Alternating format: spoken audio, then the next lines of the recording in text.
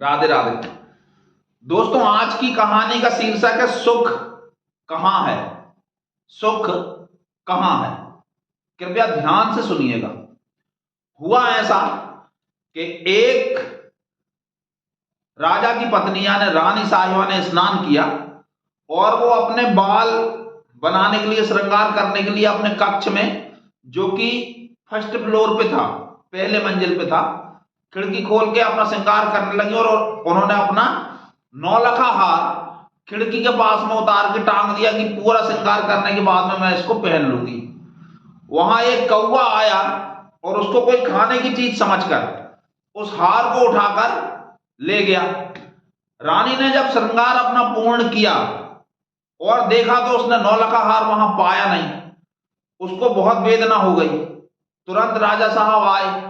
राजा साहब ने रानी को समझाने का प्रयास किया कि मैं तुम्हें दूसरा हार बनवा दूंगा, किंतु रानी अड़ गई कि नहीं, मुझे वही हार चाहिए।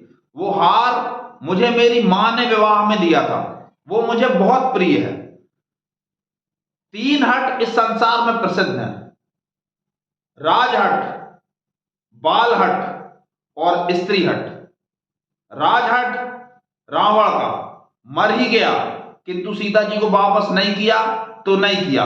बालहट, भगवान अड़ गए श्री रामचंद्र जी की मैं चंद्रमा को खिलौने के रूप में देखे बगैर भोजन नहीं करूंगा। सब रानियां परेशान हो गई, माता कौशल्या परेशान हो गई। दशरथ जी को बुलाया गया। दशरथ जी समझ गए कि बच्चा अड़ गया है, अब ये मानेगा नहीं।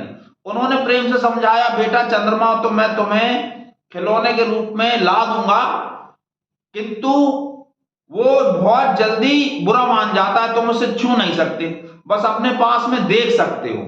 रामचंद्र जी ने कहा ठीक है, ऐसे ही मैं उन्हें नहीं हाथ लगाऊंगा, लेकिन वो चाहिए मुझे अपने पास।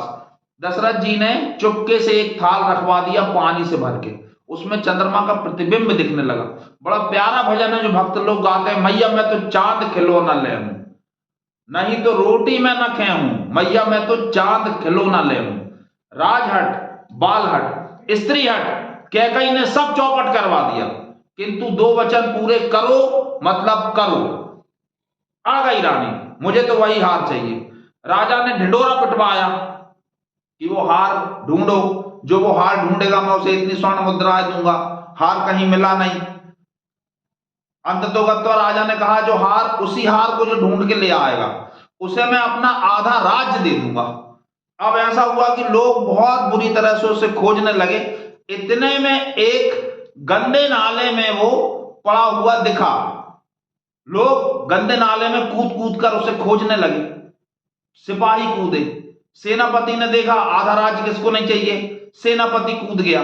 बड़े बड़े विद्वान, पढ़े लिखे लोग, ज्ञानवान, गुणी कूदने लगे। मंत्री, महामंत्री तक कूद गए।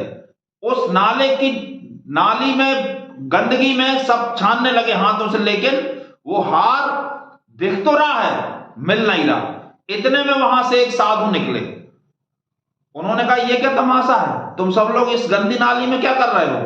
बताया गया कि ऐसा ऐसा है, हार रानी का खो गया है और रानी का हार इसमें दिख तो रहा है लेकिन निकल नहीं रहा। साधु जोर से हंसे और उन्होंने इशारा किया कि ऊपर देखो, ऊपर देखो। जैसे ही लोगों ने ऊपर देखा तो उस कौवे ने नाले के ऊपर जो पेड़ लगा हुआ था, पेड़ उगा हुआ था, उस पेड़ के ऊपर उस हार को छोड़ दिया था, जिसका प्रतिबिंब उस नाले में दिखाई पड़ रहा था। बस ऐसे ही ये संसार है।